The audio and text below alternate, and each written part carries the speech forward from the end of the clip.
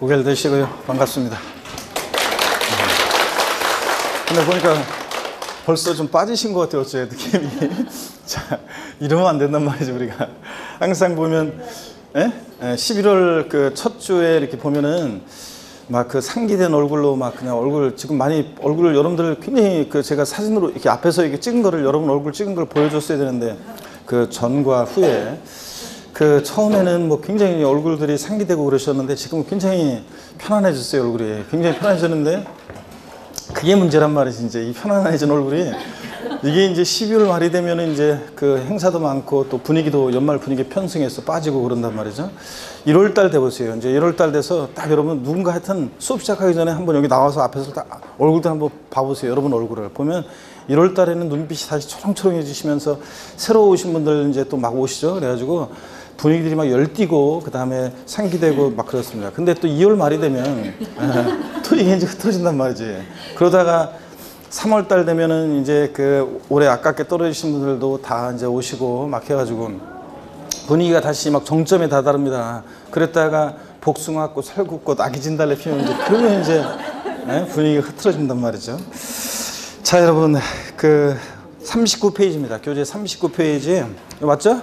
네, 39페이지 취득세 과세 표준 세금 계산 어떻게 할 것이냐 이걸 펴놓으시고 지난 시간에 배운 거 한번 복습해 보면 여러분 우리 취득세는 과세 주체는 특광도입니다. 특별시장, 광역시장, 도지사, 특광도고 물론 특별자치도나 특별자치시가 있는 곳에서는 특별자치도지사나 특별자치시장이 과세 주체가 되죠.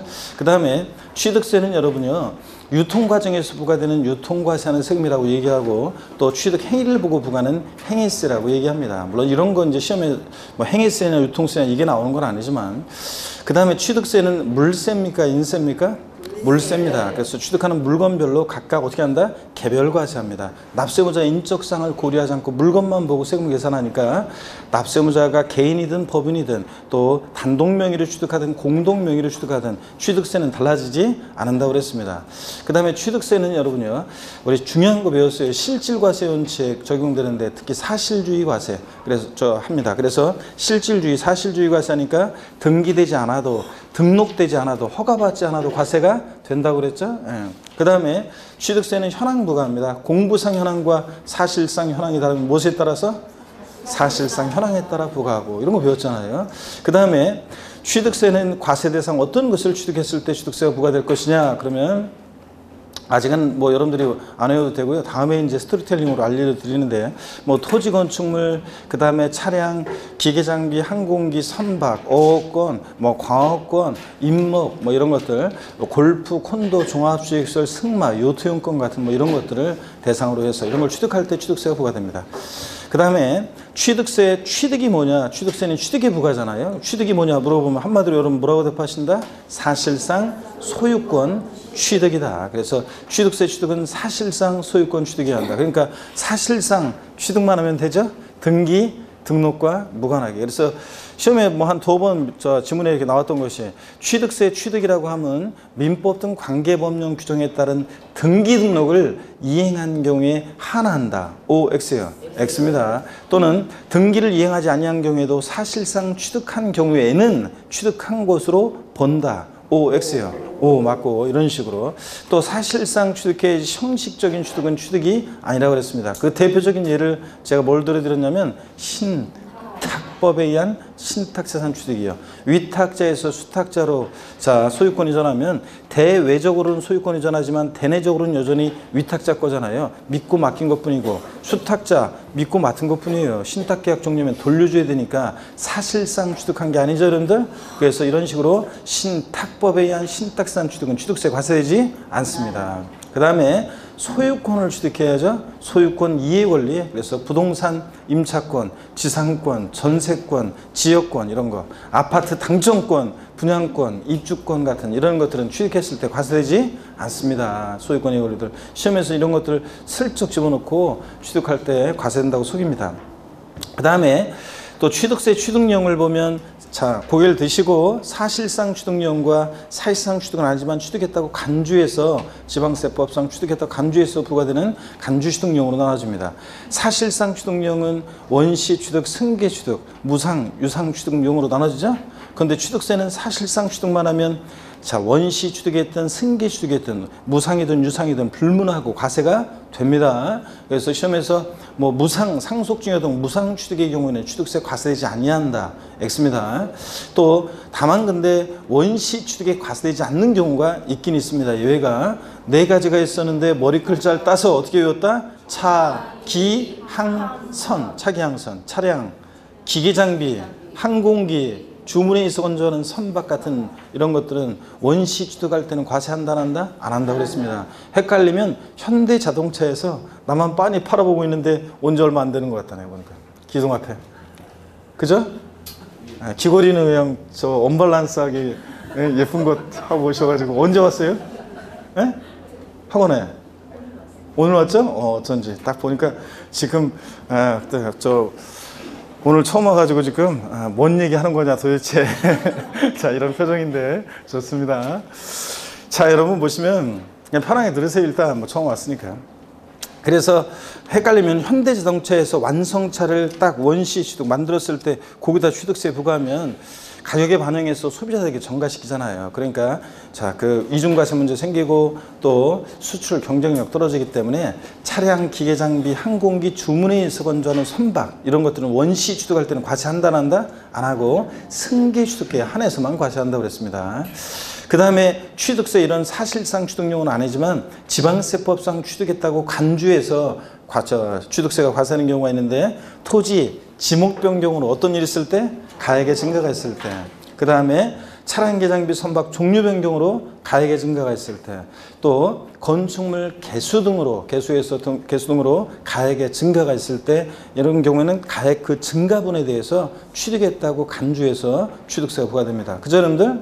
가액 증가분에 대해서 이제 취득세가 부과되고 또 과점주주한 자가 있는데 어떤 비상장법인이요. 유가증권시장에 상장한 법인은 아니고 비상장 법인의 어떤 과점주주가 주식을 취득합니다. 주식은 취득세 대상이 아닌데도 주식을 취득한 비율만큼 그 비상장 법인의 부동산, 비상장 법인 소유의 부동산 등을 이 과점주주가 취득했다고 뭐한다? 간주해서 취득세가 부과되는 경우가 있는데 이때 과점주주 그러면 주주 1인과 그와 친족관계 등 특수관계인자의 주식을 전부 다 합쳤을 때 몇 프로요? 50% 이상의 초과예요. 초과 보유하는 주주를 말합니다. 이 과점주주가 주식을 취득했을 때 하여튼 주식은 취득세 대상이 아닌데도 주식을 취득한 비율만큼 그 비상장 법인 소유의 부동산 등을 이 과점주주가 취득했다고 간주해서 이제 취득세가 부과됩니다. 그럴 때 주식을 취득한 비율만큼이요. 그럴 때 최초로 법인 설립 시에 발행하는 주식 지분을 취득하는 경우에는 납세무가 있다 없다. 자, 법인 설립 시에는 혼자 처음에 북치고 장구치고 다 해야 되잖아요. 그래서 제가 비상장법인 만든다고 설립한다고 했을 때 여러분이 제가 설립하는 비상장법인의 주식을 살 거냐고 물어봤더니 이쪽 동네는 다 안 산다고 그랬고 이쪽 동네는 내가 협박하니까 산다고 그랬었죠? 자, 그런데 끝까지 안 산다고? 자, 안 사. 뭐 어떻게 알고 안 사? 그래서 어떻게 하든 안 사잖아요. 그러니까 처음에 법인 설립할 때는 처음에 설립할 때부터 독과점 억제하고 소유분산을 시키면은 그러면 법인 설립이 안 되잖아요. 과점주주의 주식 취득을 과세하는 이유는 비상장법인의 과점주가 되면 지멋대로 하니까 독과점 억제하고 소유분산을 촉구하기 위한 거기 때문에 법인 설립 시에 주식 취득은 취득세 납세무가 있다 없다? 없다. 이런 것들 배웠고요. 그 다음에 취득세 여러분요. 납세무자는 누가 되느냐 그러면 취득세 납세무자는 원칙적으로 취득세 대상 물건 등기 등록과 무관하게 사실상 취득한 자가 납세무자입니다. 그렇죠 여러분? 물론 차기항선의 경우에는 승계 취득자만이 납세무자가 되고 원시 취득자는 납세무가 있다 없다? 없고 그 다음에 취득세 상속으로 취득한 자산에 대해서는 우리가 여러분 상속 증여받았을 때도 그게 취득세 대상 물건을 상속 증여받으면 뭐가 부과돼요? 취득세를 내야 됩니다. 그럴 때 자, 상속으로 취득한 자산에 대한 취득세 납세무자는 상속인 가운데 상속 지분이 가장 높은 자입니다. 그렇죠, 여러분? 아니에요? 네. 그럼 누구예요, 그러면?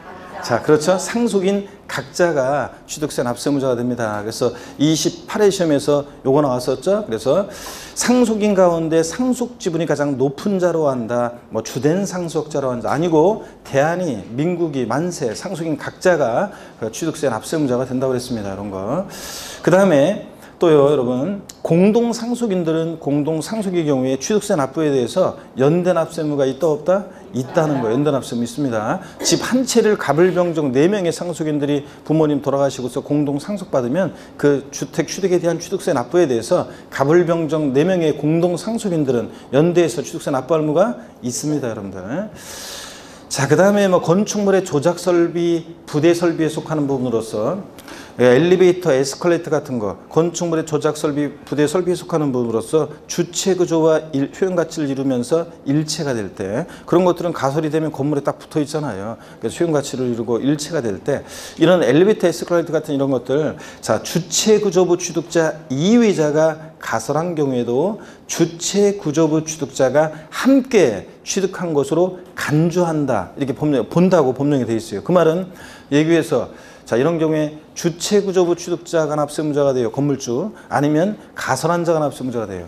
주체구조부 취득자, 건물주가 납세무자가 된다고 그랬습니다. 그랬죠? 가설한 자 X다, 이런 것들.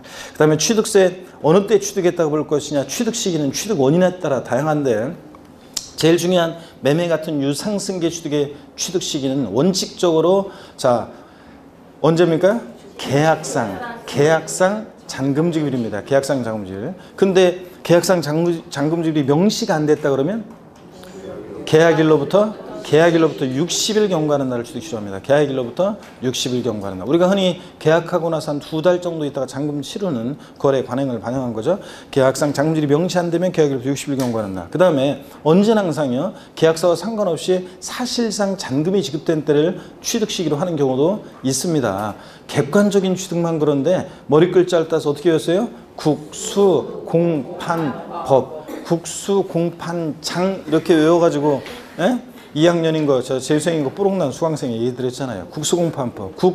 국가, 지자체 조합으로부터 취득하거나, 그죠? 수입에 있어 취득하거나, 공매, 경매 방법으로 취득하거나, 판결문에 있어 입증되거나, 법인장부로 입증되는 경우예요. 그죠? 그래서 뭐 경기도 광명시로부터 자, 부동산을 매매로 취득하는데 어떤 토지를, 근데 계약서상으로 잔금지급일은 2018년 3월 10일로 돼 있는데 실제는 3월 25일 날 잔금이 치러지면 공무원들이 다 어디다 적어놨을 거 아니에요. 그러니까 객관적으로 그 잔금지급이 입증이 되니까 이런 경우 등은 하여튼 국가 등으로부터 취득하는 이런 객관적인 취득은 사실상 잔금지급을 취득 시효합니다. 그죠, 여러분들? 계약서 상관없이. 자, 그런데 이런 날들 이전에 등기를 먼저 했다. 그럼 언제고? 등기일입니다. 항상 등기일이 빠르면 등기일이고. 연부 취득 배웠죠? 2년 이상의 기간에 걸쳐서 대금을 지급하는 방식으로 취득할 때, 연부 취득은 원칙적으로 자, 취득 시기가요, 계약상 연부금 지급일을 취득 시효해요? 아니면 사실상 연부금 지급일을 취득 시효해요? 사실상 연부금 지급일마다를 취득 시효합니다. 계약서 상관없이. 그죠? 예, 그 다음에 또 상속으로 취득했을 때는 어느 때를 취득 시효합니까? 상속 개실. 피상속인 돌아가셨을 때 바로 그냥 자, 상속 개실. 그 다음에 또 증여 같은 무상 취득의 경우는 원칙적으로 언제입니까? 증여 같은 무상 승계 취득은 야, 넌 도대체 맨날 왜 그러냐 이러면서 제가 증여는 낙성분류식 계약이다 이런 얘기 했어요, 안 했어요? 했잖아요. 그래서 증여 같은 무상 취득은 언제다? 계약일. 증여 같은 무상 취득은 계약일을 취득 시효하고. 하여튼 이런 날 이전에 등기를 먼저 하면 언제고? 등기일이고요. 자, 이런 것들을 우리가 공부했습니다, 여러분들. 39페이지 오늘 자, 세금 계산 어떻게 할 것이냐. 자, 요거 이제 과세 표준과 세율은 중요하다고 그랬습니다. 시험에 무조건 나오는 부분이고. 자, 과세 표준과 세율이야. 여기를 설명을 좀 드리겠습니다, 이제. 자, 요건 펴놓고, 교재를 책을 펴놓고 제 설명을 쭉 들으시면 되겠습니다, 여러분. 그 합격자 모임을 계속 가가지고, 지난주에는 계속 뭐 술 먹고, 계속 또 송년 친구들 모임 있고 그래가지고 막 여기저기 돌아다니면서 또 날짜가 막 겹쳐가지고 못 가는 곳은 못 가고, 합격자 모임도 못 가고, 막 그래서 이런저런 모임이 겹쳐 있습니다. 그래서 지난주에는 뭐, 거의 매일 술 먹으면서 돌아다녔는데, 한 합격자, 제가 한번 여기서 얘기 한번 했던 것 같은데, 어떤 수강생분 한 분 계시는데, 그 충남 아산에서 공부하신 분인데, 뭐라고 하는 사장님인데, 52년생이야. 52년생이면, 연세가 어떻게 되시나요? 52년생이신데, 이분은 작년에 1차 합격했고, 올해 이제 2차만 준비했는데, 술을 워낙 좋아하셔가지고 있잖아요. 동네 보안관이에요, 이 동네. 여기 충남 아산시 동네 보안관이. 하여튼 길거리 돌아다니면 모르는 사람이었어. 막 돌아다니면 전부 다 아는 사람이고, 그 다음에 또 뭐 맨날 술 드시고 약주 드시고 술 드시고서 오전에 어떤 때는 약간 술이 덜 깨가지고 오실 때도 있고, 어떤 때는 오전에 안 오시면 저녁 때 이제 아이고 저 항상 만나시면 절 만나면 아유 교수님 저녁 드셨시오 그러면서 이번에 충청도 사투리였죠. 저보고 아유 오전에는 어제 그냥 술 먹느라고 못 나왔시오 그러면서 항상 이러시고. 그런데 이분이 있잖아요. 제가 하여튼 시험 보기 일주일 전까지 술을 드시더라고.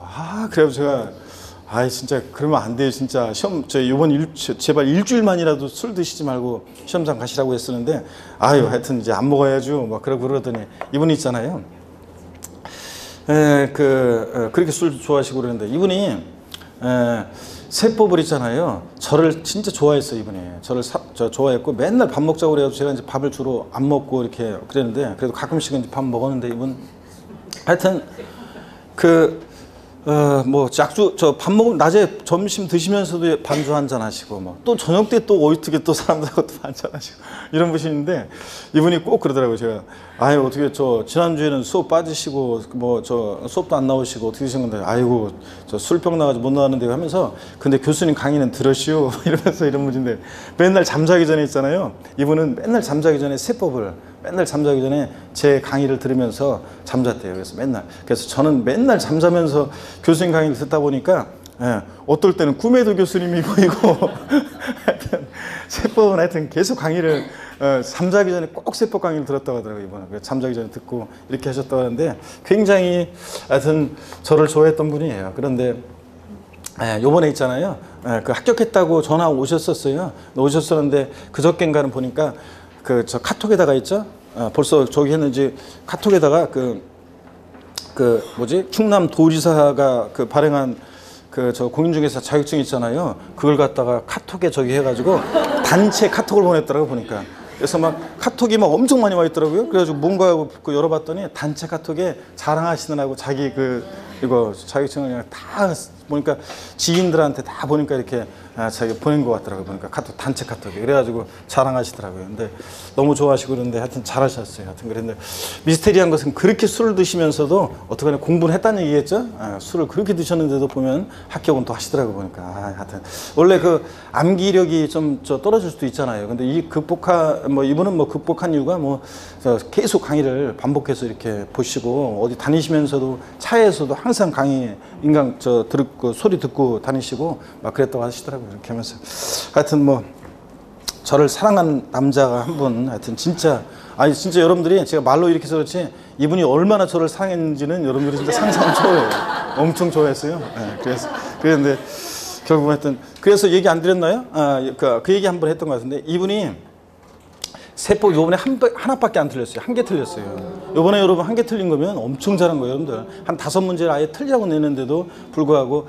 그래서 이 학원에서 항상 1등하던 친구가 있는데, 젊은 친구였었는데 항상 1등하던 그 친구가 세법이 3개인가 4개인가 틀렸어요. 그러니까 맞을 만한 것만 딱 맞은 거죠, 제대로. 그래서 서너 개 틀렸는데 이분은 한 개밖에 안 틀렸다고 그 사람도 시험 끝나고 저한테 그랬거든요.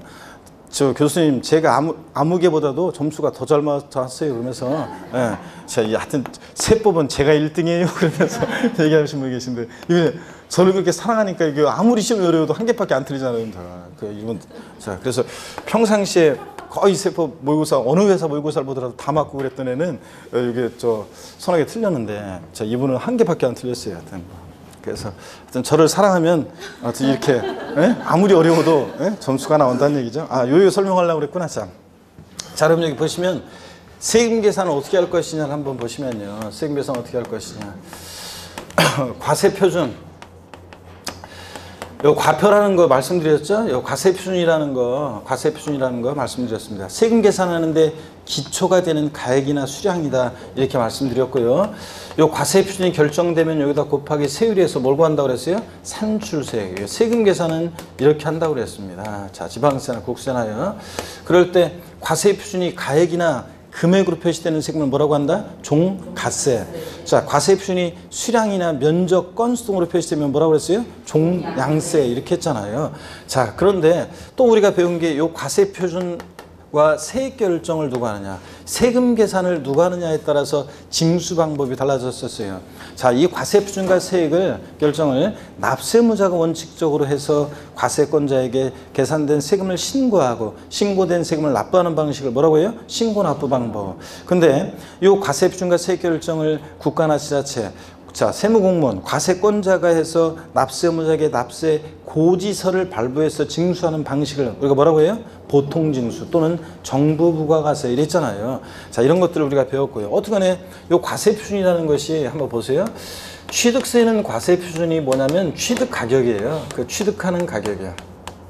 내가 그 부동산을 1억 원에 취득했다. 그럼 취득한 가격 1억 원 곱하기 세율에서 취득세 계산해요. 등록면허세는 과세 표준이 부동산 등기할 때 대표적으로 그 부동산 가액이 과세 표준이 돼요. 근데 등록면허세는 나중에 이제 배우겠지만 뭐 건수가 되기도 하고 채권 금액이 과세 표준이 되기도 하고 막 그런 경우가 있습니다. 그래서 원칙적으로 하여튼 부동산 등기할 때 부동산 가액이고요. 재산세 과세 표준은 재산 가액이 과세 표준이 돼요. 그 보유하는 재산 가액 곱하기 세율이에요. 그런데 이 취득세하고 등록면허세는 요 과세 표준을 누가 결정하냐면 요거 납세의무자가 결정하잖아요. 신고 납부하는 세금이니까 납세 의무자가 요것을 요 과세 표준을 결정합니다.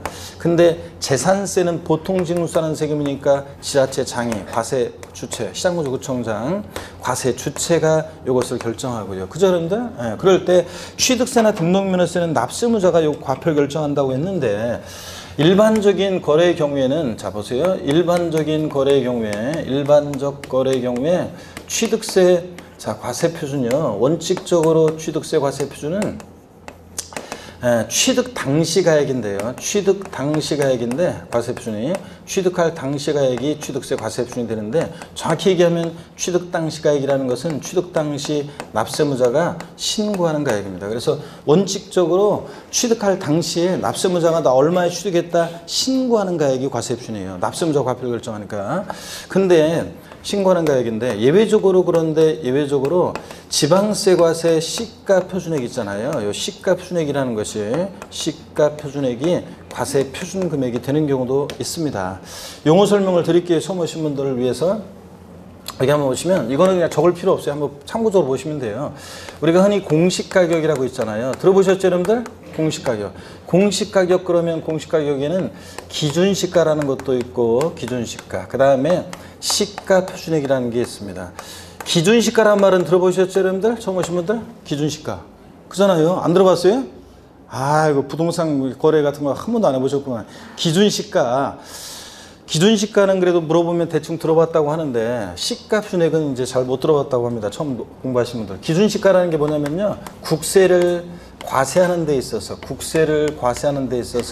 그 물건에 대한 기준이 되는 가격을 말합니다. 그래서 국세를 과세하는 데 있어서 그 물건에 대한 기준이 되는 가격, 이게 이제 기준시가예요. 자, 시가 표준액이라는 것은 지방세를 과세할 때 그 물건에 대한 기준이 되는 가격입니다, 여러분. 눈을 지그시 감으시는데 자, 새로 옆에 온 동생을 한번 보세요. 동생분, 오늘 처음 오신 분. 와, 눈이 지금 초롱초롱 빛나고 있어요, 지금. 자, 옆에서 지금 언니가 지금 이거 고단하신 것 같아요. 힘을 내시고. 어제 뭐 바쁘셨나 보네. 자, 여러분, 저 재산세 있잖아요. 보세요. 재산세, 광명시장이 세금 계산해서 어느 날 보면 재산세다라고 납세 고지서 날라오죠, 재산세? 그잖아요. 도대체 광명시장은 무엇을 근거로 여러분 지립에 대해서 재산세를 계산했냔 말이지. 무엇을 근거로 계산하냐면 이 시가 표준액이라는 거, 이걸 기준해서 계산해요. 자, 우리가 국세에서는 기준시가라고 하고 지방세에서는 시가 표준액이라고 하는데 이게 용어가 틀려요. 그리고 공통하는 부분이 있지만 또 디테일하게 들어가면 좀 달라요. 그래서 이거 기준시가와 시가 표준액을 구별하셔야 됩니다, 여러분들. 보통 사람들은 구별 못하지만 여러분 구별해야 되는데 지방세 문제에서 기준시가 어쩌고 나오면 그건 지문인 자체가 잘못된 거예요. 자, 국세 문제에서 소득세에서 양도세에서 시가 표준액 어쩌고 나오면 이건 용어가 잘못된 거예요. 그래서 지방세에서 뭐라고 하고 시가 표준액, 국세에서 뭐라고 한다? 기준시가 이렇게 얘기합니다. 그래서 그 제가 아는 이제 그 뭐 동료나 그 뭐 제 친구나 그 다음에 뭐 제가 아는 또 뭐 동생도 있고 제가 아는 또 형 중에서도 법무사가 있는데 그 보면 제가 친한 법무사 형이 한 명 있는데 꼭 뭐 얘기할 때 저랑 얘기하면서 뭐 그 취득세 같은 거 얘기할 때 기준시가가 얼마인데 어쩌고 막 그런 얘기 하거든요. 아이 시가 순익이라니까 그런가 이러면서 그러는데 구별을 못 하셔요. 구별 못 하시고 그 다음에 제가 인천에서 그 주한이라는 곳에서 한 학원에서 강의를 했었는데 올해 그 현직 법무사가 시험 출신 법무사다 보니까 그 손님들이 취득세 막 물어보잖아요. 자, 근데 세금을 막 다른 것도 막 물어보고 양도세도 물어보고 근데 모르잖아요. 시험 출신 법무사라 저 세법 몰라요. 그러다 보니까 이제 미래의 잠재적인 고객도 알고 그다음에 세법도 공부할 겸 세법만 와서 그 강의를 수강한 법무사가 있어요. 그래서 제가 수업 시간에 자, 아무개 법무사 요거 자, 시가 순액이 뭐냐고 자, 물어봤더니 모른대요. 시가 순액이 뭔지. 모르더라고, 시가 순액을. 그러니까 기준시가만 알고 시가 순액이 뭔지 몰라요. 그래서 제가 이제 얘기했는데 자, 여러분 보세요. 시가 순액이라는 것은 하여튼 지방세를 과세할 때 그 물건에 대한 기준이 되는 가격인데 시가 순액은 어떻게 결정되느냐. 항상 여러분요, 미리 말씀드리면 결론적으로 지방자치단체장은 항상 세금 계산할 때 무엇으로 세금 계산하냐면 시가 순액을 기준으로 합니다. 그럴 때 토지로 한번 예를 들어볼게요. 토지. 우리나라 그 통치권이 미치는 전 국토에 수많은 필지들 있잖아요. 그럴 때 그 필지 중에서 예를 들어서 뭐 경기도 광명시가 있다고 쳐요. 그러면 경기도 광명시장이 광명시 관내에 수많은 필지들이 있는데 그 중에서 대표성 있는 땅들이 있어요. 주변 토지 지가에 영향을 줄 수 있는 대표성 있는 땅, 이걸 우리가 표준지라고 합니다. 표준지를 선정해서 표준지를 국토교통부 장관이 선정하고요. 이 표준지 땅값을 산정 것이에요. 그게 뭐냐면 표준지 공시지가 또는 공시지가 이렇게 얘기합니다. 들어보셨죠, 여러분들? 공시지가 들어보셨잖아요, 여러분들. 자, 그래서 표준지 땅값을 우리가 표준지 공시지가 또는 공시지가 이렇게 얘기해요. 그러면 국토교통부 장관이 산정 것이에요. 그럼 이걸 참작해서 광명시장, 시장구청장이 자기 관할 구역 내 개별 필지들에 대한 땅값을 산정 것이에요. 부동산 가격 공시 및 감정 평가에 관한 법률에 의해서 그래서 개별 공시지가가 산정 것이 되는데 이게 토지에 이게 시가 순액도 되고 토지 기준시가도 돼요. 개별 필지들에 대한 땅값 이게 뭐라고요? 개별 공시지가. 들어보셨잖아요, 여러분들? 아이고, 참.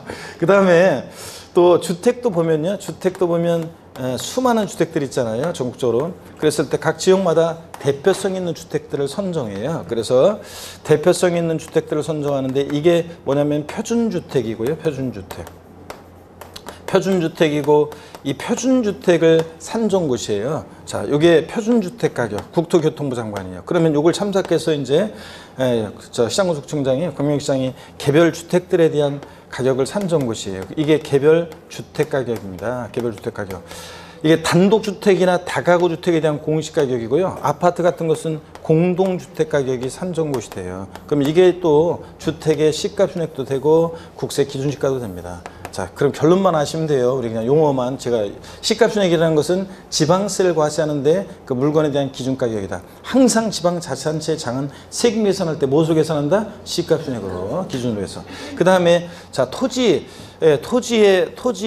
자 시가순액은 뭐라고요? 개별공시지가. 주택의 시가순액은 뭐라고요? 개별주택 가격이나 또는 공동주택 가격 이거 말합니다. 그 다음에 건축물에 대한 시가순액 산정 같은 건 몰라도 돼요. 하여튼 이런 정도 참고적으로 그냥 용어만 한번 익히고 합니다. 다시 일로 오세요. 이제 결론 시가순액이요. 지방세 과세하는데 물건에 대한 기준가격 이 시가순액이 과세 표준으로 결정되는 경우가 있는데 어떤 경우에 그러냐 그러면 납세무자가요 무신고예요.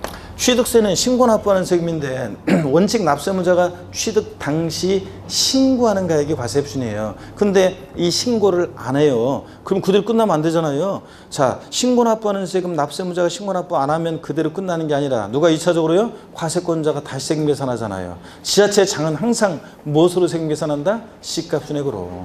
자, 그 다음에 납세무자가 신고했는데 신고서에 신고 가액의 표시가 없어요. 신고서에 신고 가액의 표시가 없는 경우에도 무신고하고 똑같이 자 봐서 시가순액으로 지자체장이 과표 결정합니다.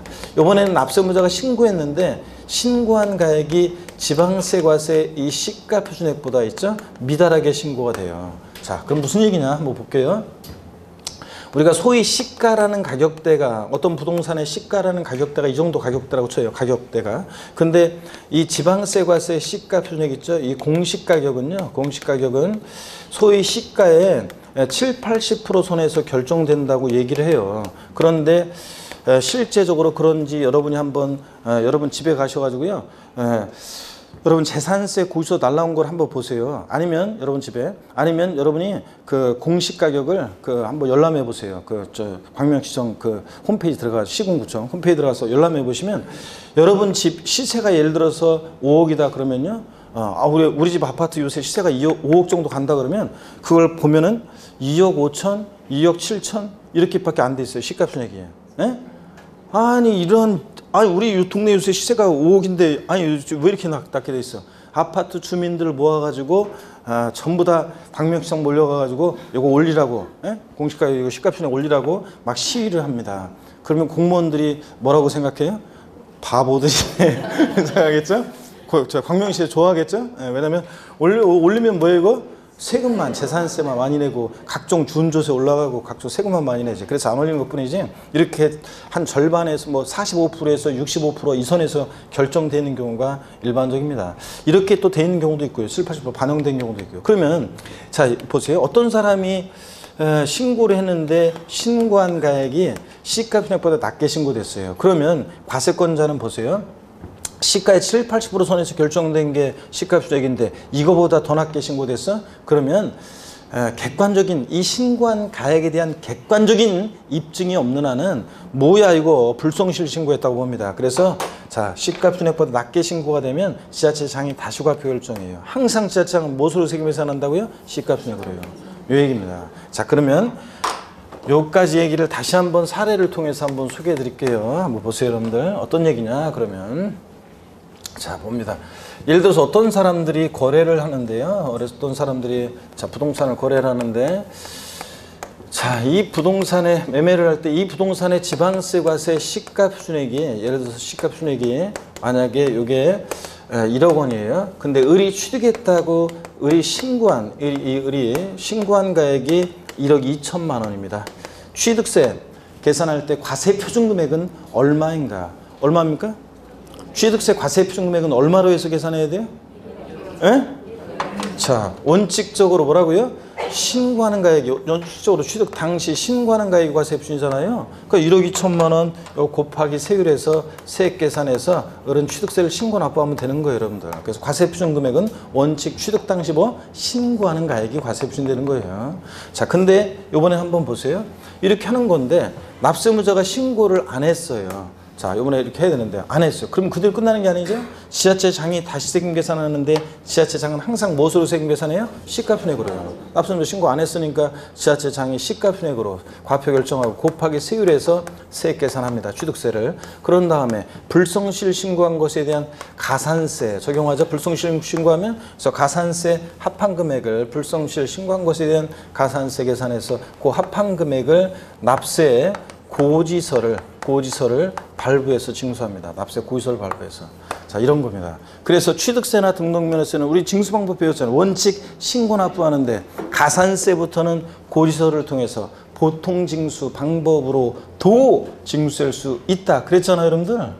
그런 얘기다. 자, 그 다음에 이번에는 납세무자 신고하긴 했는데 이번에 신고했다고 할게요. 신고했는데 시가표준액보다 미달하게 신고가 됐어요.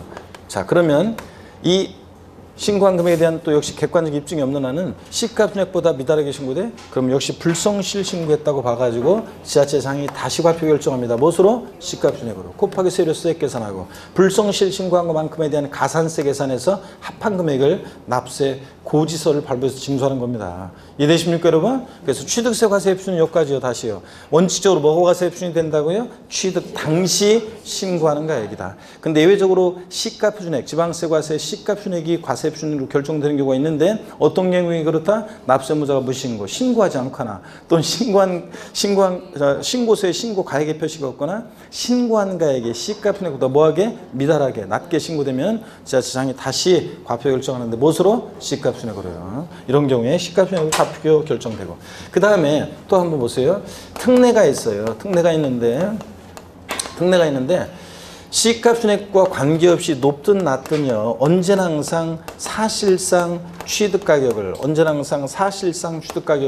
과세 표준금액으로 하는 경우가 있습니다. 그래서 시가순액에 관계없이 언제나 항상 그 실제 사실상 취득한 가격을 과세 표준하는데, 이건 아무 때나 인정 안 해요. 아무 때나 인정하면 다 뭐 지들이 멋대로 시가평가 낮게 신고할 거기 때문에 객관적인 취득만 인정합니다. 그래서 제 입에서 객관적인 취득 나왔다 그러면 국, 수, 공, 판, 읊어보세요 여러분들. 법 이렇게잖아요. 국수공판법. 근데 이거 하나가 더 들어가요. 이제 부동산 거래 신고에 관한 법률에 관한 검증받은 취득인데, 오늘 요번에 우리가 수업이 11월, 12월 해가지고 7주밖에 안 나올 거야, 아마. 7주밖에. 그래가지고 요거 설명 생략하고요. 다음에 우리가 사무실안에 다시 배우기로 하고, 요거만은 설명드릴게요. 이게 무슨 얘기인지. 여러분 보세요. 국가나 지자체 조합으로부터 취득을 해요. 그러면 보세요.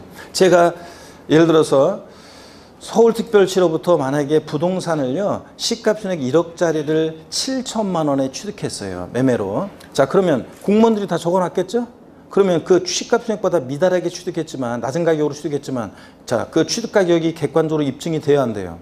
되잖아요. 그러니까 그럴 때는 제가 국가나 지자체로부터, 자, 만약에 부동산을 시가순액보다 낮은 가격으로 취득했다 할지라도, 그런 때는 그 사실상 취득한 가격, 그것을 과세 표준금액으로 합니다. 시가순액 1억짜리인데 국가나 지자체 등으로부터 7천만 원에 취득했다. 취득세 과세 표준금액은 얼마인가? 얼마요? 그 7천만 원. 자, 그겁니다. 그래서 국가, 지자체 조합 등으로부터 취득하는 이런 객관적인 그 취득 가격을 객관적으로 증명할 수 있는 일정한 거래의 경우에는 시가순액보다 높든 낮든 뭐요? 그 사실상 취득 가격을 과세 표준금액으로 합니다. 그래서 시험에 28회 시험에서 지문에 나왔던 것이 이런 지문이 나왔어요.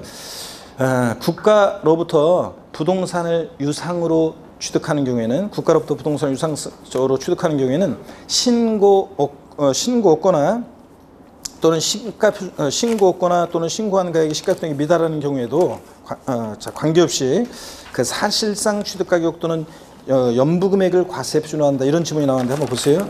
자, 어떤 얘기냐? 이거 어디 갔노?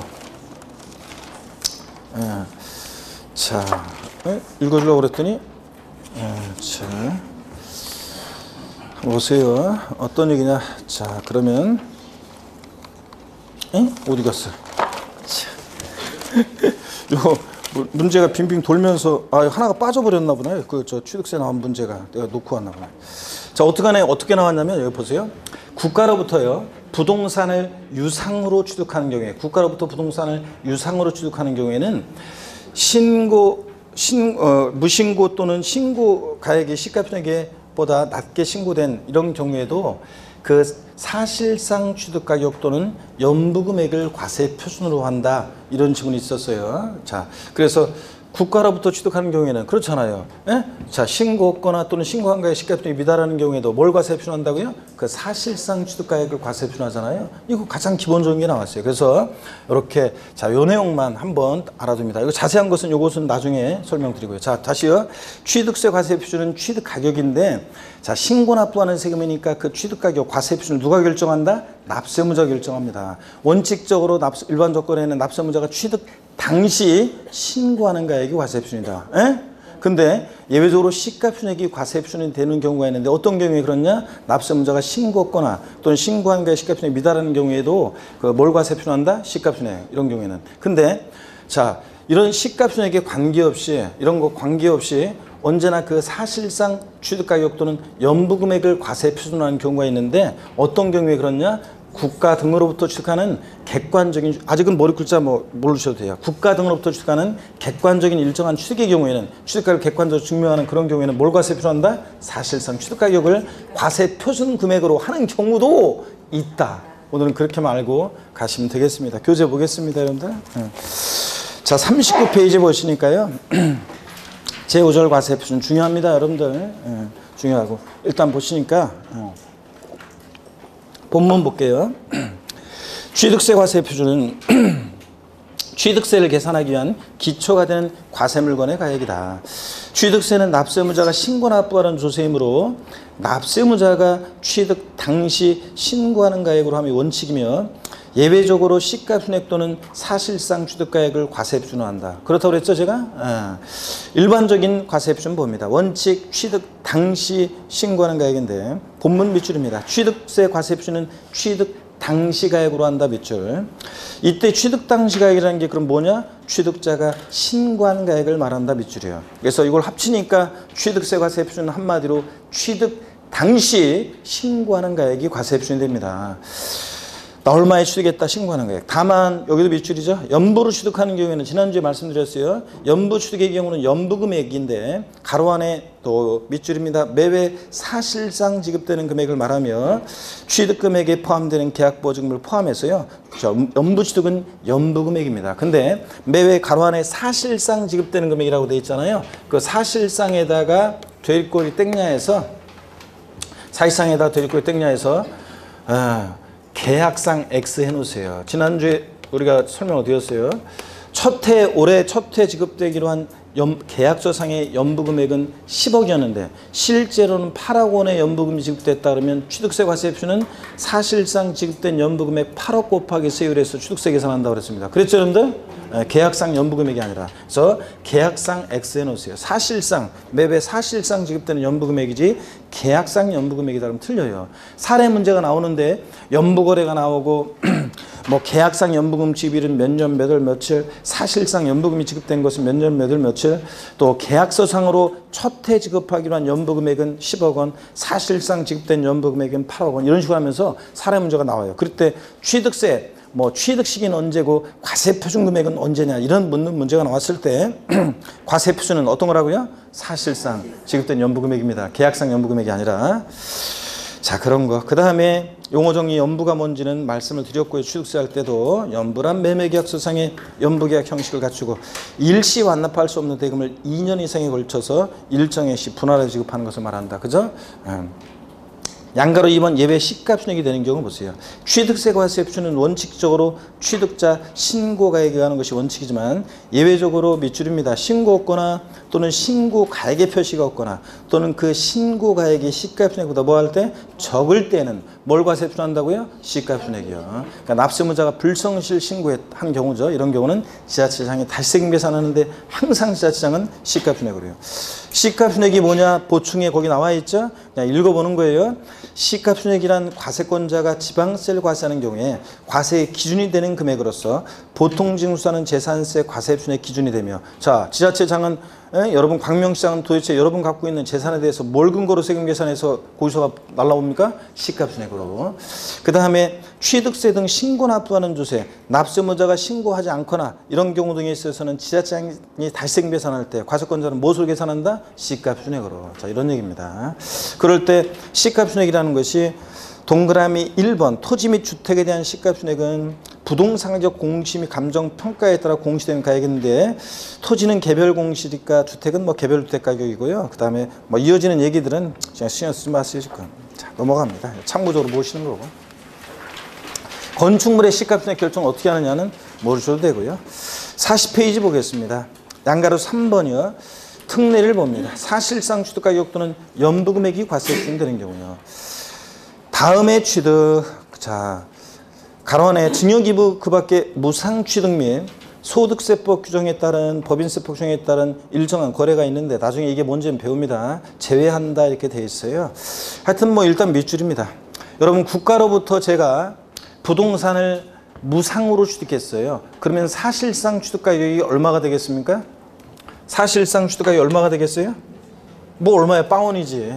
자 그래서 사실은 요거 객관적인 취득 나중에 이제 국수공판법 푸 해가지고 나중에 올 거예요. 오늘은 신경 쓰지 마시고요. 하여튼 국가로부터 취득하는 이런 경우에 사실상 취득가액을 과세표준화하는 것은 유상승계 취득일 때가 그런 거지. 만약에 사실상 취득가액에서 제외되는 경우가 있는데요. 그 두 가지가 있어요. 나중에 이제 배울 건데 대표적인 게 무상취득이에요. 국가나 지자체 등으로부터 부동산을 무상으로 취득하면 사실상 취득가격에서 제외합니다. 법인으로부터, 국가로부터 제가 부동산을 무상으로 취득했어? 그럼 사실상 취득가격은 빵원이잖아요. 공짜로 취득했으니까 빵원 곱하기 세율로 하면 산출세 빵이고 그러면 취득세를 안 내느냐? 아니죠. 취득세는 유상, 무상 불문하기 때문에 과세가 되는데 그러면 무엇으로 무상 취득은 과표가 결정되느냐 그러면 원칙으로 돌아가서 원칙 이거로 돌아가요. 원칙 신고 가격 또는 또 예외적으로 시가 순액으로 과표가 결정돼요. 그런데 무상 취득했을 때 시험에서는 국가등록부터 무상으로 취득했을 때는 원칙 신고 가격으로 한다 또는 예외적으로 시가 순액으로 과표 결정된다 이렇게 지문이 나올 수도 있지만 판례나 예규에서는요 확고하게 무상 취득, 상속이나 증여 등으로 여러분이 부동산을 취득했을 때 취득세는 시가 표준액으로 신고하라고 하고 있어요. 그래서 여러분이 상속받거나 어떤 부동산을 증여받았어요. 그럴 때 취득세를 신고할 때는 무엇으로 취득세 신고한다고요? 시가순액으로 합니다. 이게 판례나 예규가 확고해요. 그래서 시가순액으로 해요. 근데 우리는 법령에는 무상 취득의 경우에는 사실상 추가해서 제외하고 원칙 신고 가격 또는 예외적으로 시가순액으로 한다는 요 규정을 준용한다고 돼 있어요. 그런데 그 말은 하여튼 원칙적으로 시가순액보다 높게 신고하지는 않으니까 요 시가순액이 과세 표준이 됩니다. 하여튼 그래서 무상 취득은 판례나 예규에서는 시가순액으로 합니다, 여러분들. 하여튼 근데 법령에서는 이 규정을 준용한다고 돼 있어요. 하여튼 나중에 이제 우리가 심화이론 3, 4월부터는 제가 요걸 계속 물어봐요. 국가나 자치회부터 부동산을 무상으로 취득한 경우에 취득세 과세 표준은 그 사실상 취득 가격으로 한다. OX예요. X입니다. 유상승계 취득대가 그렇지 무상 취득은 사실상 추가해서 어떻게 한다? 제외합니다. 근데 이게 지금은 맞추신 것 같은데 공부하다 보면 국가 지자체 나오면 아싸 그냥 사실상 추가 이렇게 딱 이렇게 해버려요. 근데 이제 무상 취득인지 유상 취득인지를 잘 보셔야 되거든요. 그래서 나중에 그것도 강조드립니다. 오늘은 이렇게 보시고요. 그죠? 이 정도만. 무상 취득은 사실상 추가해서 제외된다. 이렇게만. 됐습니다, 여러분들. 그리고 나머지 41페이지 간주취득 등에 대한 과세 표준 있죠? 요거는 지목 변경 같은 이런 경우에 토지 지목 변경, 건축물 개수등으로 가액이 증가했을 때 증가한 가액을 과세 표준하는데 그렇잖아요. 1억이었는데 2억이 됐다. 그럼 과세 표준 금액은 얼마다? 1억 증가한 가액. 이런 게 과세 표준인데 지금은 신경 쓰지 마세요. 다음 시간에 줄거드리겠습니다. 그래서 오늘은 취득세 과세 표준 결정 어떻게 결정되는지 납세무자가 결정하는데 신고 납부하는 책임이니까. 근데 원칙적으로 취득 당시 신고하는 가액이고 예외적으로 이런 경우에 무신고하거나 신고서에 신고 가액 표시가 없거나 신고한 가액이 시가 표준액보다 미달하게 신고되면 불성실 신고했으니까 지자청이 시가 표준액 과표 결정하고 국가 등으로부터 취득하는 일정한 객관적인 취득의 경우에는 시가 표준액보다 높든 낮든 그 사실상 취득 가격을 과세 표준으로 하는 경우도 있다. 근데 다만 유상승계 취득일 때가 그렇지 무상 취득은 사실상 추가해서 어떻게 한다? 제외된다. 요 정도 여러분이 아시면 돼요, 오늘은. 그래서 시가표준액이 뭔지 용어 설명드렸습니다. 아까 시가표준액이라는 것은 지방세를 과세할 때 물건에 대한 기준가격인데 토지 시가표준액은 뭐라고요? 개별공시지가. 주택은 개별주택가격이나 공동주택가격을 우리가 주택의 시가표준액이라고 한다. 그 정도만 용어만 오늘 알고 이렇게 결정하는 모습만 한번 보고 가시면 됩니다. 용어 익히면서. 그러면 다음 순환 이제 기본서 나왔을 때부터 그때부터 이제 정확하게 이런 것들을 설명드리고 여기서 이제 살붙여서 차츰 가는 겁니다. 41페이지 제 6절 세율입니다, 여러분. 취득세 세금 계산에 과세 표준 결정했어요. 그러면 세율은 이제 과세 표준 곱하기 세율에서 산출세 구하니까 취득세 세율 요거 설명드립니다. 근데 취득세 세율은 중요하죠, 여러분들? 그냥 시험에 무조건 나옵니다. 한 문제는 무조건 나와요. 두 문제 나오느냐가 문제지 한 문제는 무조건 나옵니다. 그래서 그 기출문제 표시를 보더라도 계속 나오는 거죠, 여러분들.